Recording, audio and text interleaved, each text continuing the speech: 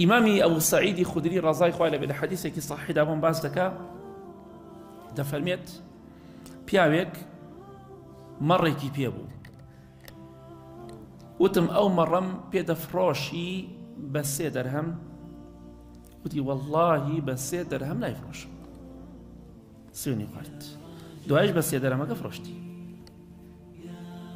ئەفەرمی بۆ پێغەمبەری خوان باس کرد صلی الله عليه وسلم پیاوێک ئاوای وت و دوایش بە 3 دەرهەمەکە هەر فرۆشتی سوێنیشی خوارد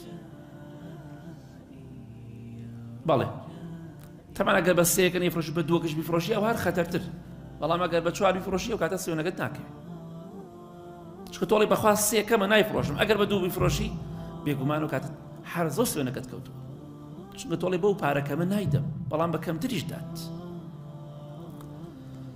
خۆشەویستی خوا صلی الله عليه وسلم فەرمووی باع آخرته بدنیاه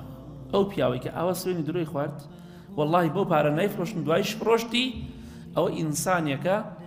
قیامەتی فرۆشت بە دنیا قیامەتی فرۆشت بە 3 دەرهەم بۆیە من قسەیە دەکەم بەداخەوە خەڵک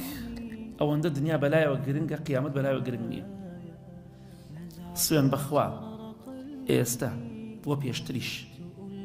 وە لە مەولاش ئەگەر خوای گەورە بەسەر خەڵک بە خەڵکی سەر زەوی بفەرمێ چێ پێی خۆشە وەکو ئیبلیس باسی مسلمانەکە ئەوە بێدینەکەیش وازە بێنە باسی ئەو کەسانێکم کە خۆیان مسلمان دەزانن ئەوە بێدینەکەیش هەمووی ڕێگای ئیبلیسە لە بژێرێ هەمووی هەمان بەرنامەی ئیبلیسە لە بژێرێ یعنی خوای گەورە بۆ خەڵکە بڵێ بفەرمێ خەڵکینە چێ پێی خۆشە لە مسلمان و لە کافر وەکو ئیبلیس هەتا ڕۆژی قیامەت نەمرێ و بە دوای بەڵام قیامەت هەبوو ناو جەهەنەم بێ سوێن بەخوا نیوەی ئەو زەویە زیاتر سەر خەڵکی سەرزەوی 3 ڕۆژی زیاتر هەمووی ئەڵێ خوایە من ئەمەوێت هەتا قیامەت نەمرم و دوایش چی مەسەرە دەکێشەنی چونکە قیامەت بەلای خەڵکەوە گرنگ نییە هیچ گرنگ نییە هەرچی دەکات ئەڵێ من چیم کردووە گوناحم چی ئەلەم چەند ڕۆژە برادەرێک ئەڵێ بە نەفەرێکم وت بە تەمەنە زۆر بە تەمەنە وەرە بۆ مزگەوت نوێژ کەوتی وەڵام من نوێژ ناکەم من بەهەشتیم نوێژم بۆ چییە خەڵکی عوام گشت دەڵێ بەهەشتیم چیم کردووە تی تۆ گوناحباری بڕۆ نوێژکە من نوێژم ناوێ من بەهەشتیم تو نوێژم بۆ چی کەوت بەنا بەخوای گەورە هەر دەمێکەی تەمام حاجی تۆ بەهەشتی تۆش بەهەشتی ئەوش بەهەشتیە خرمە زۆر ترس ناکە بەخوا